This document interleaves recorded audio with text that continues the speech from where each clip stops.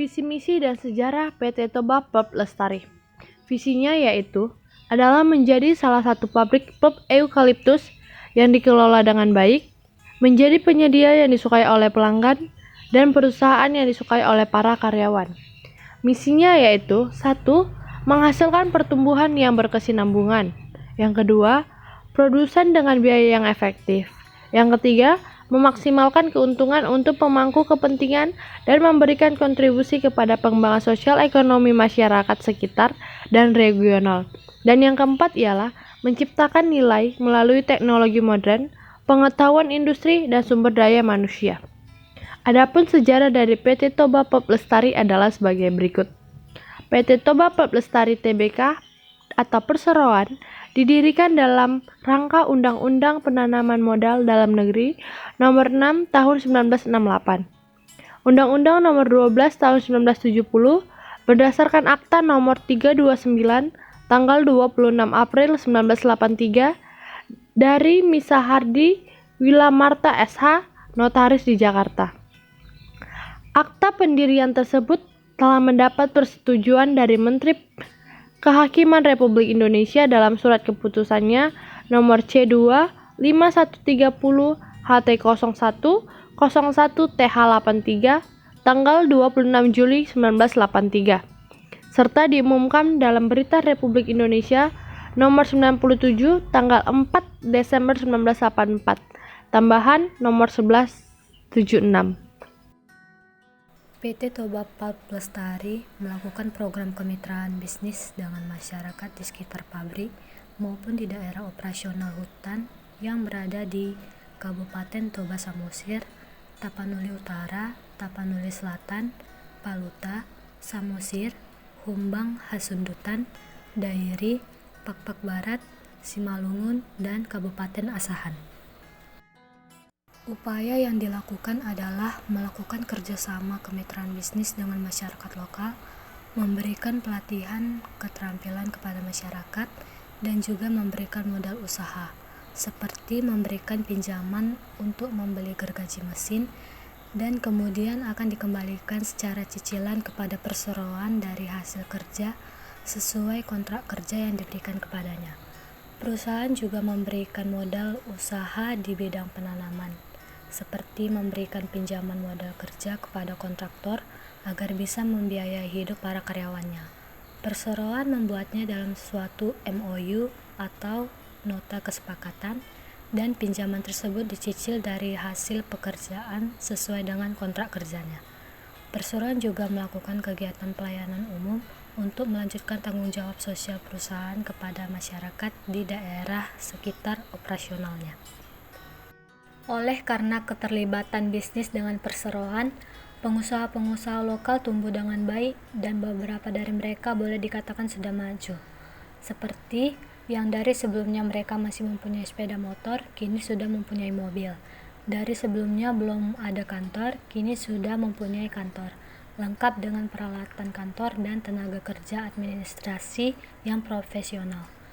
Dan ada beberapa kontraktor yang sudah bisa dikatakan dapat bersaing dengan kontraktor nasional, baik di bidang keahlian sumber daya manusianya maupun dalam peralatan dan aset perusahaannya. Proses produksi. Sebagaimana komitmen pengelolaan lingkungan hidup telah menjadi fokus utama perseroan untuk meningkatkan semua aspek lingkungan, termasuk emisi, pengelolaan limbah air, pengelolaan limbah padat, pengelolaan sumber daya seperti air, konservasi energi, dan konsumsi kayu. Kinerja emisi secara berkelanjutan dipantau oleh pemantauan emisi berkelanjutan atau CEM. Alat-alat tersebut dipasang di 6 lokasi seperti recovery boiler, multi-fuel boiler, common stack recovery boiler, bleaching plant, incinerator, dan lime kiln. Semua peralatan tersebut bekerja dengan baik dan benar dengan apa adanya perawatan secara teratur seperti pembersihan peralatan dan dikalibrasi sesuai dengan jadwal yang telah ditentukan. Selain itu, pengujian manual juga dilakukan secara internal dan secara berkala oleh laboratori independen eksternal. Selama perbaikan tahunan 2015, beberapa perbaikan telah dilakukan untuk mengurangi masalah bau. Mereka menyediakan sistem backup Raptor disk dalam incinerator, menyediakan tambahan pendingin air, Nilai-nilai emisi jauh di bawah batas yang ditetapkan oleh pemerintah. Upaya-upaya perbaikan tetap dilakukan untuk mengurangi emisi seperti di bawah ini. Yang pertama, emisi dari recausticizing dan lime kiln, yaitu pengurangan TRS 5%, partikel halus 26%, dan opasitas 29% dibandingkan dengan tahun 2014. Yang kedua, yaitu emisi dari chemical plant. Pengurangan HCl 16% dan partikel slacker fan 18% dibandingkan dengan tahun 2014. Kinerja baik di pengelolaan limbah cair. Semua parameter seperti pH, BOD, COD, TSS, SO4, Cl, Na, Ca, dan warna masih di bawah batas yang ditetapkan oleh pemerintah. Pengelolaan limbah padat dilakukan secara terus-menerus dengan penggunaan kembali sesuai dengan izin yang dikeluarkan oleh Kementerian Lingkungan Hidup. Penggunaan kembali limbah padat seperti lumpur kapur atau dregs, kerikil-kerikil kecil atau grits, slag dari hasil gasifikasi batu bara dan abu boiler dimanfaatkan untuk pembuatan batu beton dan paving block. Limbah lumpur dimanfaatkan sebagai bahan bakar padat di multi-fuel boiler. Abu boiler juga dimanfaatkan secara berkelanjutan di HTI sebagai kondisioner atau pupuk tanah. Program lainnya adalah pengusulan pembangunan landfill baru. Perseroan terus berusaha untuk melakukan program pelestarian air. Hal ini telah dilakukan dengan mengurangi pemakaian air dalam berbagai kegiatan produksi. Penggunaan ulang air merupakan komitmen perseroan yang dilaksanakan secara terus-menerus. Metode analisis jabatan atau pekerjaan. Yang pertama, metode interview atau wawancara. Informasi tentang hasil analisis jabatan atau pekerjaan yang dibutuhkan dapat pula diperoleh para penganalisis atau job analis dengan mengadakan wawancara langsung kepada para pekerja. Yang kedua, metode observasi. Metode ini dilaksanakan dengan mengadakan observasi, peninjauan atau pemeriksaan. Nah, saya akan menjelaskan tentang metode rekrutmen yang dipakai pada perusahaan PT TPL ini. Metode yang dipakai adalah metode tertutup. Itu terbukti karena tidak adanya penjelasan tentang penerimaan atau lowongan dari website perusahaan ini. Di bawah ini adalah langkah-langkah yang kami gunakan jika kami menjadi HRD. Panduan proses rekrutmennya yang kami gunakan itu: 1. Menganalisis kebutuhan posisi dan jabatan. Nah, setelah kami analisis, kami tahu di mana kekurangan karyawan kami atau di posisi mana kekurangan karyawan kami. Yang kedua itu adalah merencanakan proses perekrutan.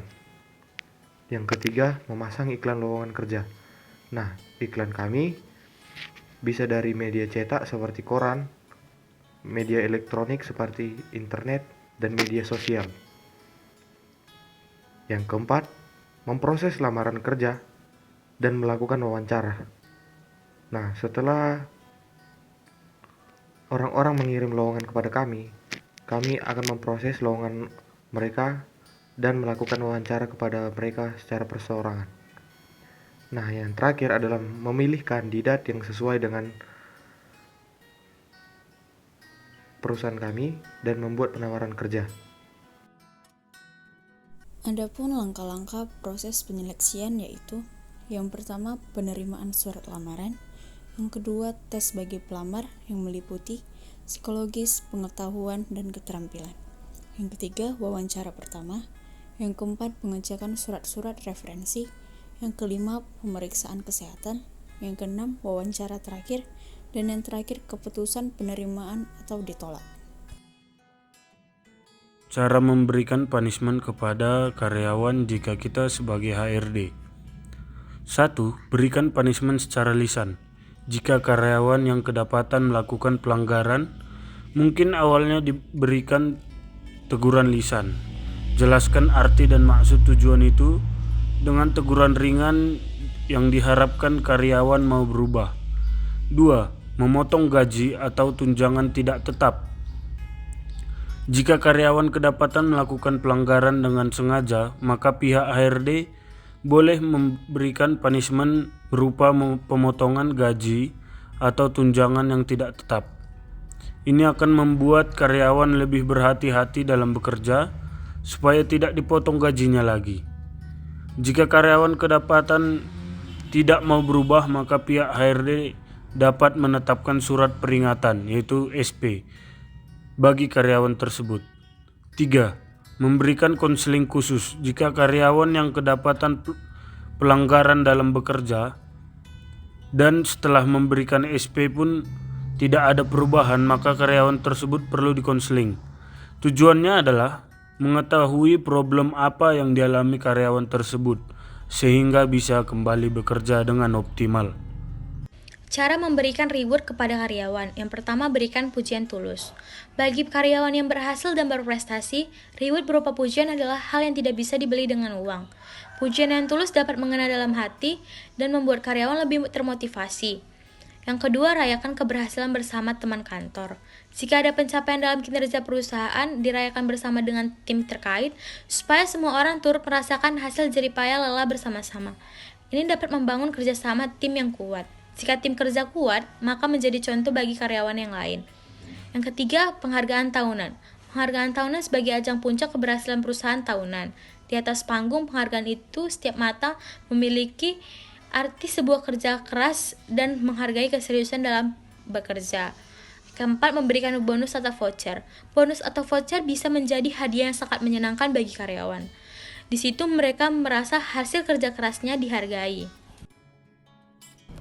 Selanjutnya, saya akan membahas tentang hasil produk PT Toba Pulp Lestari Tbk. PT Toba Pulp Lestari Tbk adalah produsen pulp industri atau yang biasa dikenal dengan pulp. Produksinya dijual di pasar domestik dan luar negeri atau ekspor. Kapasitas lisensinya sebesar 165.000 ton per tahun dengan toleransi 30%. Cara kita ke depannya untuk membuat perusahaan maju apabila kita menjadi HRD adalah yang pertama, menempatkan SDM sesuai keahlian. Banyaknya SDM yang dipekerjakan oleh perusahaan mutlak memerlukan pengelolaan yang baik dan tepat. Langkah pertama untuk dapat membuat perusahaan menjadi lebih maju adalah HRD harus mampu menempatkan karyawan sesuai dengan keahliannya masing-masing. Pemetaan yang dilakukan HRD harus sesuai kebutuhan perusahaan tanpa meninggalkan kompetensi yang dimiliki karyawan.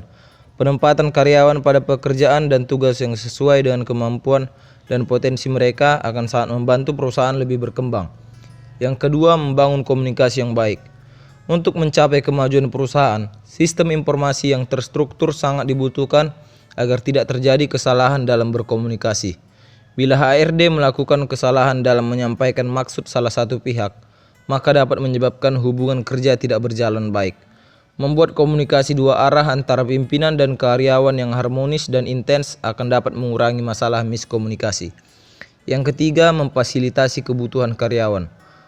Membuat perusahaan berkembang pesat bukanlah perkara yang mudah. Makin banyaknya persaingan yang ada juga menjadi tantangan tersendiri.